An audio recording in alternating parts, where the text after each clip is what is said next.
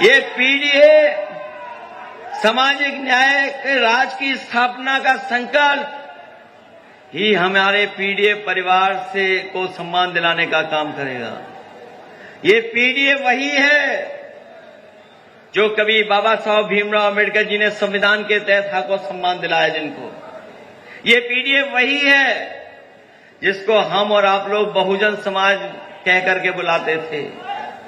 ये पीडीए हमारे पीड़ित, दुखी, अपमानित लोगों को एक साथ लाने का नारा है।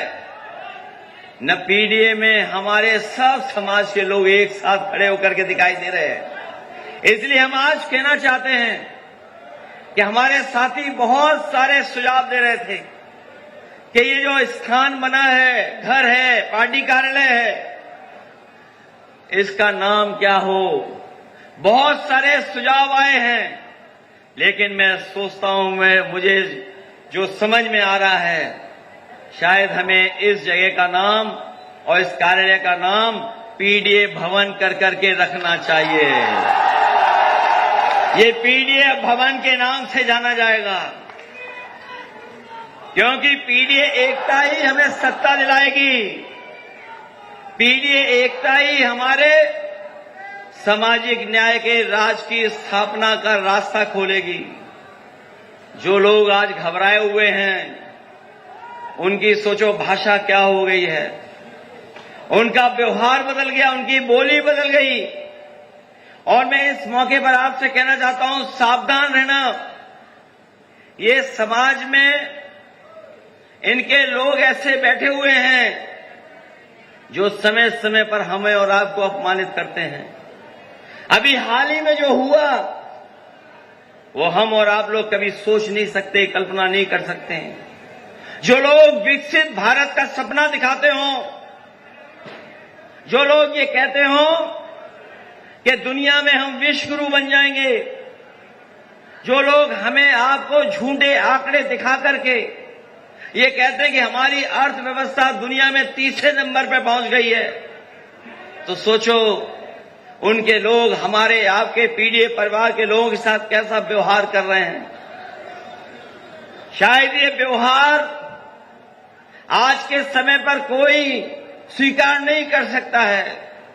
और सच्चाई तो ये है कि कथा के कार्यक्रम में दो गरीब लोग एक दूसरे के बीच में आए थे, क्योंकि गरीब परिवार अगर कथा कराना चाहता है तो आजकल के बड़े बड़े कथावाचक लोग हैं, वो तो उनका बजट भी बहुत बड़ा होता है, कोई स्वीकार नहीं कर सकता है। न जाने कितना बजट होता है उनका। इसलिए वो गरीब परिवार एक गरीब कथावाचक को बुला रहे थे, लेकिन उनके साथ व्यवहार क्या हुआ है। और ये ऐसा व्यवहार हुआ है जो हम लोग कभी भूल नहीं सकते।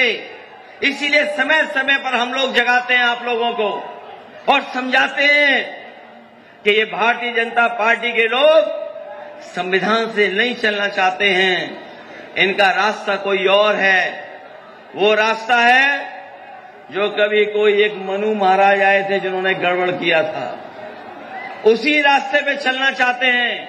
लेकिन पीडीए के लोग, सामाजिक न्याय की स्थापना करने वाले लोग, कभी इनका स्वीकार नहीं कर सकते हैं, वो रास्ता कभी स्वीकार नहीं करेंगे। इसलिए हम आपसे कहना चाहते हैं कि ये जिला और आसपास के जितने जिले हैं, समाजवादी आंदोलन से जुड़े हुए लोग हैं, वहां के लोग समाजवादी आंदोलन के साथ खड़े दिखाई देते हैं।